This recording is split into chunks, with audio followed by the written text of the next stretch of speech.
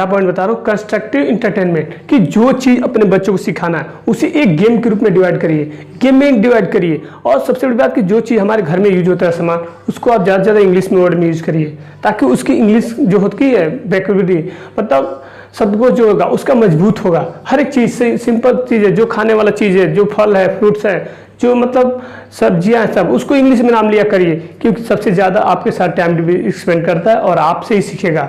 Teacher तो केवल उसके लिए स्कूल में सिखाते हैं, पर आप उसको 24 घंटे में जो 8 घंटा 5-6 घंटा स्कूल में रहता है, बस बाकी समय तो अपने माँ बाप के साथ रहता है। तो इसलिए ज़्यादा से ज़्यादा आप उसको जो वर्ड यूज करते हैं एक सही डायरेक्शन में यूज करिए, और जो गेमिंग के रूप में डिवाइड करिए। जो चीज़ गेम खेलने जा रहा है उससे ज़्यादा उसके बारे में उससे पता कराइए और सर्च कराइए, और उसके बाद उसको खेलिए। आज हम लोग कुछ नया सीखने जा रहे हैं, आज हम लोग ये कोडिंग करेंगे, आज हमने स्टेट के बारे में जानेंगे, आज हमने कंट्री के बारे में जानेंगे। तो पहले उसके अंदर डिजायर करिए, इंस्पिरेशन लाइए, ताकि वो सीखने के लिए एक्साइटेड हो, उसके अंदर लगे कि हाँ मैं कुछ नया सीखने जा रहा हूँ। नहीं तो ऐसा नहीं कि कुछ भी बता रहा उसको हवा नहीं लग रहा है। तो पहले उसके अंदर जब तक डिजायर नहीं आएगा तब तक ऑब्जर्व नहीं करेगा वो अच्छे से। तो पहले उसके अंदर डिजायर, इंस्पिरेशन लाइए कि वो सीखने के लिए इच्छुक हो, एक्साइटमेंट उसके अंदर होनी चाहिए। जैसे स्टेट के जो कैपिटल होते हैं, कैपिटल को हमने डिवाइड किया, तो कैपिटल को कैसे हम लोग बात करना है, उसको कैसे उसको सिखाना है, तो आसानी से कि बात चलो आज हम लोग ये सीखेंगे कि राज्य की राजधानी कहाँ होती है। तो सीखने के लिए जैसे मुंबई का क्या होगा, सॉरी महाराष्ट्र कहाँ होगा, मुंबई, गोवा का होगा पणजी, राजस्थान का गुजरात, तो मतलब सॉरी राजस्थान का जयपुर। तो मतलब ऐसे डिवाइड करेंगे ताकि अच्छा लगे। तो और पंजाब का चंडीगढ़, बिहार का पटना, तमिल का चेन्नई, एमपी का भोपाल, हरियाणा का चंडीगढ़। तो ऐसे आपको क्या करना है कि मतलब बताना है। आज जो बच्चों को जो भी गेम, चेस सबसे ज़्यादा उसकी माइंड को ऐसा गेम कराइए जिससे उसके माइंड का मतलब माइंड ग्रोथ करे और उसको उसमें सीखने को कुछ मिले, ऐसा गेम खिलाइए। जैसे कि चेस हो गया, स्क्रेबल हो गया, क्रॉसवर्ड हो गया, और जो वोकैबुलरी जो भी शब्दकोश से इंटरटेनमेंट उससे गेमिंग कराइए ताकि कुछ आज सीखे। कोडिंग से लेके सिखाइए उसको हर चीज़ की, आज चलो ये कोडिंग करेंगे, आज ये प्रोग्रामिंग करेंगे, आज ये सीखेंगे, आज गेम के बारे में जानेंगे। तो मतलब हर एक चीज़ जिससे उसका माइंड ग्रोथ। बात की हम अपने बच्चों क्या करते हैं, बिहेवियर चेंज करते हैं, तो हमें उनकी अपने बच्चों के बिहेवियर ना चेंज करके उनके बिलीव को चेंज करना है।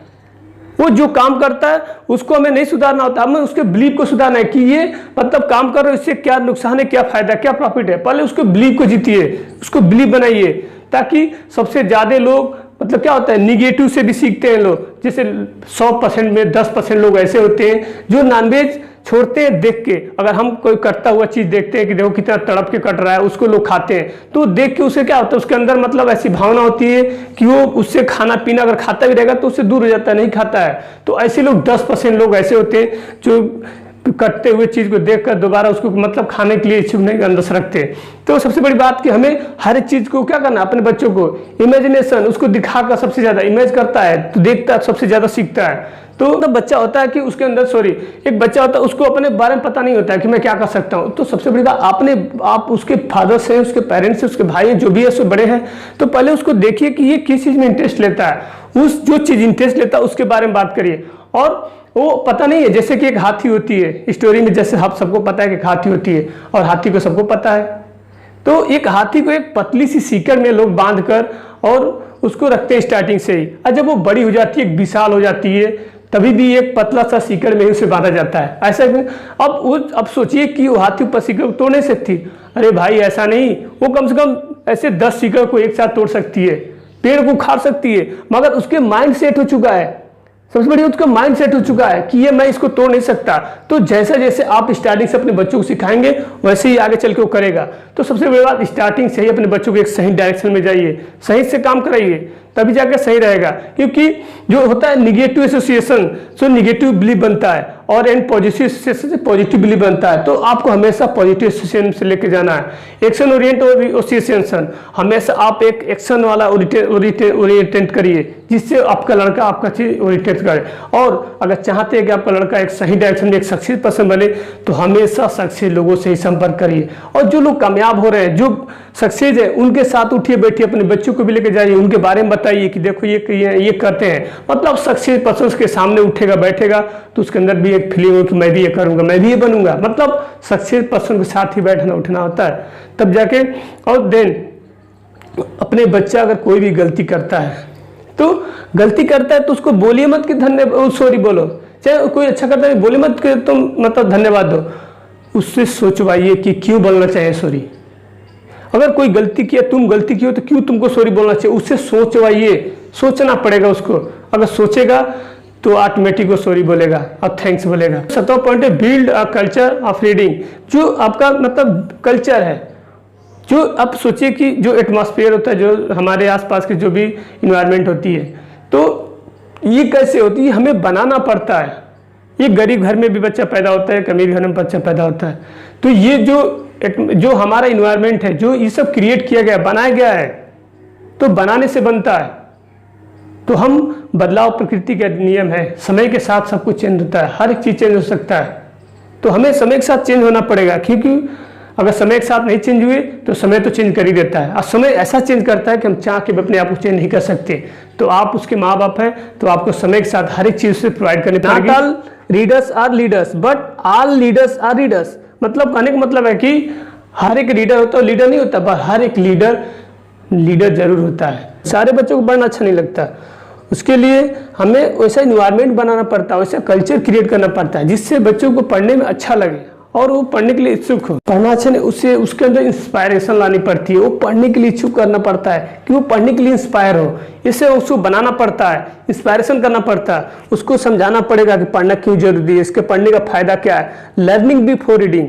आज हम कुछ नया करेंगे, कुछ नया सीखेंगे, इसका पर्पज क्या है, आज पढ़ाई करने का पर्पज क्या है, आज ये सीखने का मतलब क्या है, उससे हमें पहले समझाना पड़ेगा।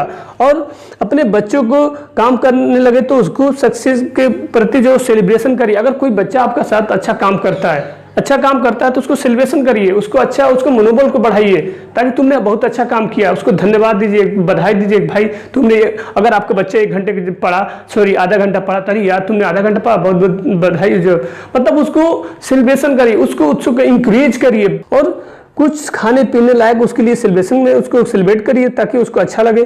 देन आपका 8वां पॉइंट, जो 8वां पॉइंट है स्टोरी फॉर ग्रोथ माइंडसेट। जो आपका 8वां पॉइंट है स्टोरी फॉर ग्रोथ माइंडसेट। तो आपका जो 8वां पॉइंट है, जैसे कि जो कोई भी चीज़ स्टोरी का मतलब, पहले क्या था कि आज से मतलब 10-15 साल जो भी बुजुर्ग होते थे, लोग अपने बच्चों के साथ बैठ के स्टोरियाँ सुनाया करते थे, कहानियाँ सुनाया करते थे। पर आज के समय में ऐसा कुछ नहीं है। आज तो हर एक इंसान के पास तो टाइम ही नहीं है कि कोई आपस में बैठ के बात करे, तो स्टोरी कहाँ सुनाएगा। तो आज समय पे तो अपने क्या करना है कि जो चीज़ वेब सीरीज देखते हैं, जो भी सुनते हैं, हर चीज़ आप वीडियो देखते हैं, मूवी देखते हैं, तो अपने बच्चों के सामने बायोग्राफिक में उसको कन्वर्ट करके बताइए, उसको बारे में हिस्ट्री बताइए कि मतलब इन्होंने क्या किया, handle crisis and explain problem. जो उसको प्रॉब्लम को सॉल्व करने वाला कोई तरीका बताइए, जिसको उसको लगे कि अगर मैं हाँ ऐसे, उसको भी फील होना चाहिए कि अगर इस कंडीशन में अगर आगे चल के फंसेगा तो ऐसे उसको करेगा तो ऐसे प्रॉब्लम से उसे मिल सकता है। तो उसको ऑर्डिनरी मैन से हीरो मैन बनने के लिए उसको डायरेक्शन दीजिए।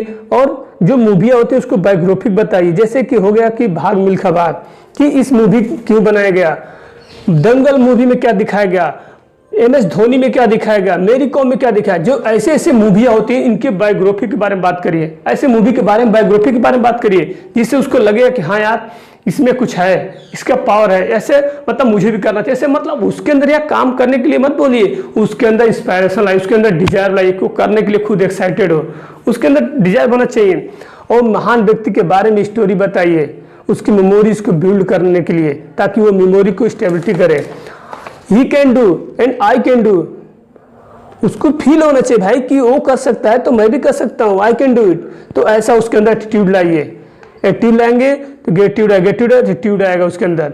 तो उसको ये फील होगा कि अरे यार मेरे पास तो बहुत कुछ है, दूसरों कंपेयर करेगा, अरे यार तो बहुत कुछ मेरे पास तो उससे ज़्यादा है, मैं तो कुछ भी कर सकता हूँ, उसको फील होने से आई कैन डू इट, ऐसा उसके अंदर एटीट्यूड आना चाहिए आपके बच्चे के अंदर।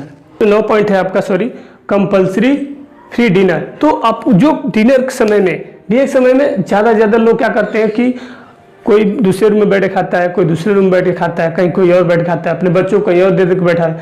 तो खाते समय हर एक फैमिली को अपने साथ बैठे खाना चाहिए, जिससे क्या होता है कि जो रिलेशन होती है, जो एक दूसरे के बीच की जो बॉन्डिंग होती है वो मजबूत होती है।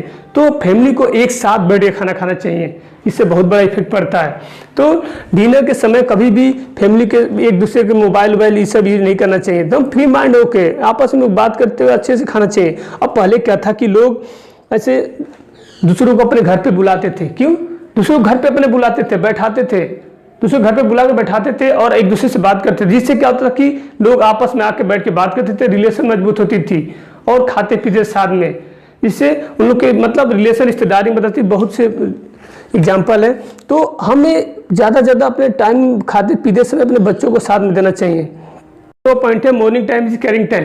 तो बहुत सुबह होता है कि जो सुबह सुबह बच्चे देर तक जगते हैं, उठते हैं, तो क्या होता है कि घर वाले, फैमिली वाले उनके ऊपर बहुत सारे चिल्लाते हैं, शोर करते हैं।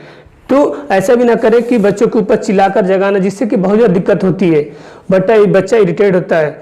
और मैं समझता हूँ कि माँ को सुबह में बहुत सारी मतलब उसको फील होता है कि भाई कि मुझे लगता है कि मेरे वजह से माँ को बहुत बड़ा दिक्कत होती है, प्रॉब्लम होती है, जिसकी वजह से माँ मुझे ऊपर चिल्लाती है।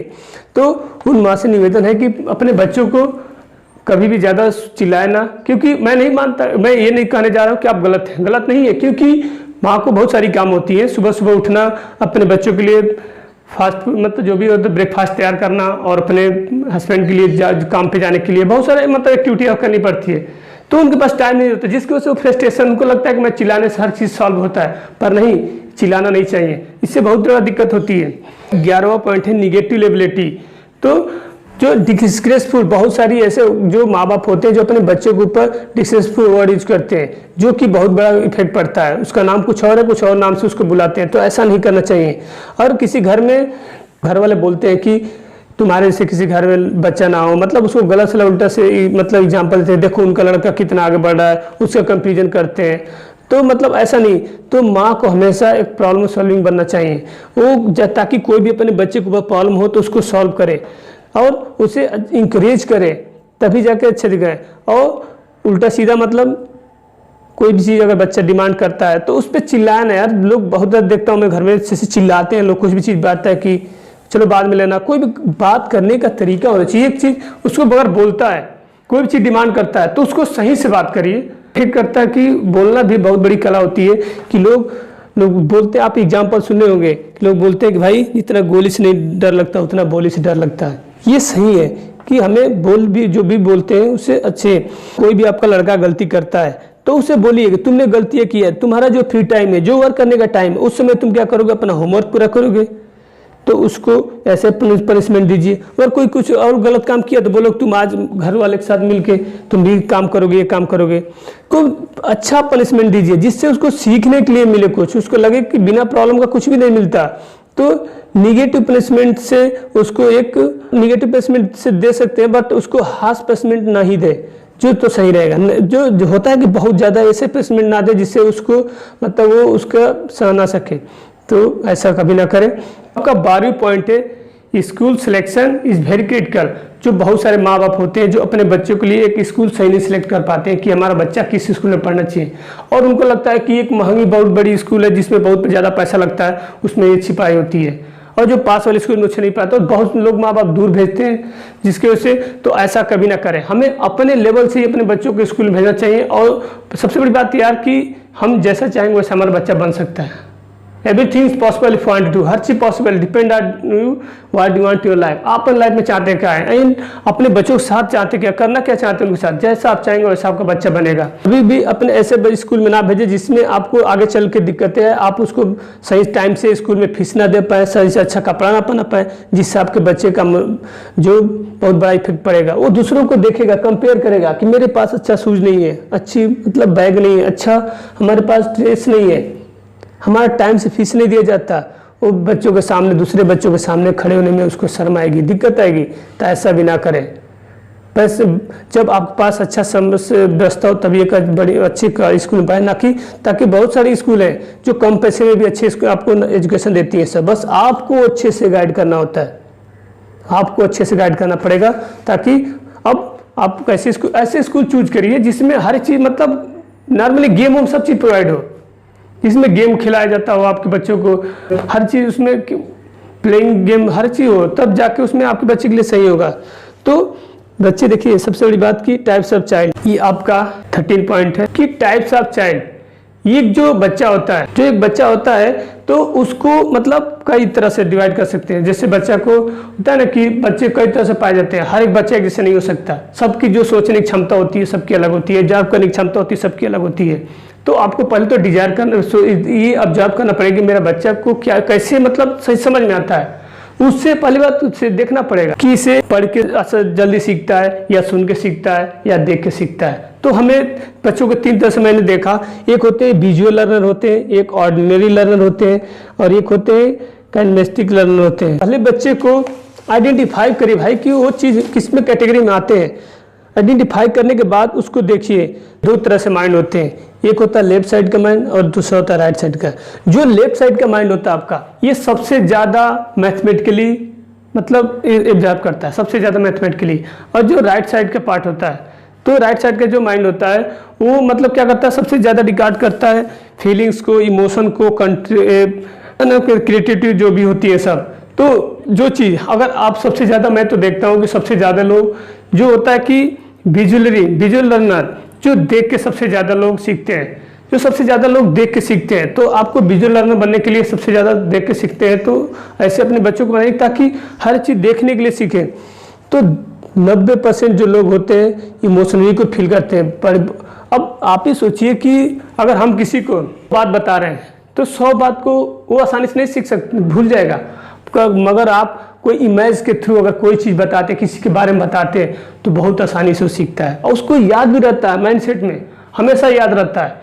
लर्निंग और लिसनिंग, जैसे कि सुन के गाना होना, जैसे बहुत से लड़के ऐसे होते हैं जो गाना बजा के सुन पढ़ते हैं, बहुत से लड़के देख के सीखते हैं, बहुत से लड़के होते हैं सुन के सीखते हैं। तो ऐसे तो हमें अपने बच्चों को देखना पड़ेगा कि किस कैटेगरी में आता है, कैसे चीज़ उसको अच्छी लगती है, तो उस पर आपको काम करना पड़ेगा, वैसे उसको एजुकेट करना पड़ेगा, वैसे उसको ध्यान देना पड़ेगा ताकि उसको आगे चल के कोई दिक्कत ना हो। कहने का मतलब कि अपने बच्चों को ज़्यादा निगलेक्ट भी मत कर दीजिए ताकि आगे चल के दिक्कत आए।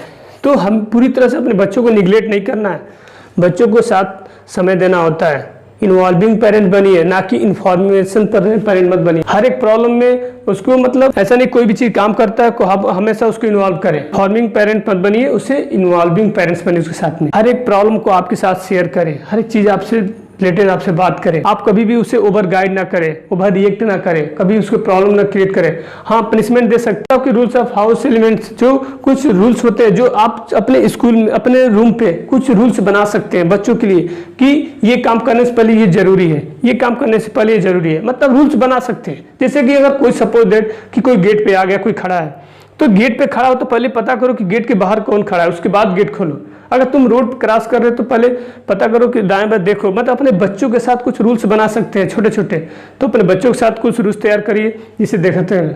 तो ये जो मैं आपको 13 पॉइंट बताया हूँ, ये 13 पॉइंट आपके लिए बहुत बड़ी पॉइंट थी। ये जो आप इसका अंदाजा नहीं लगा सकते। इंकरेज करिए हर जगह अपने बच्चों को आगे बढ़ाने के लिए, क्योंकि सबसे ज़्यादा आपके बच्चों को आप एक ऐसे पेरेंट्स बनिए ताकि आपसे आपका बच्चा ज़्यादा क्वेश्चन करे और आप उसका आंसर दें, और आप क्वेश्चन करें तो वो आपका आंसर दे।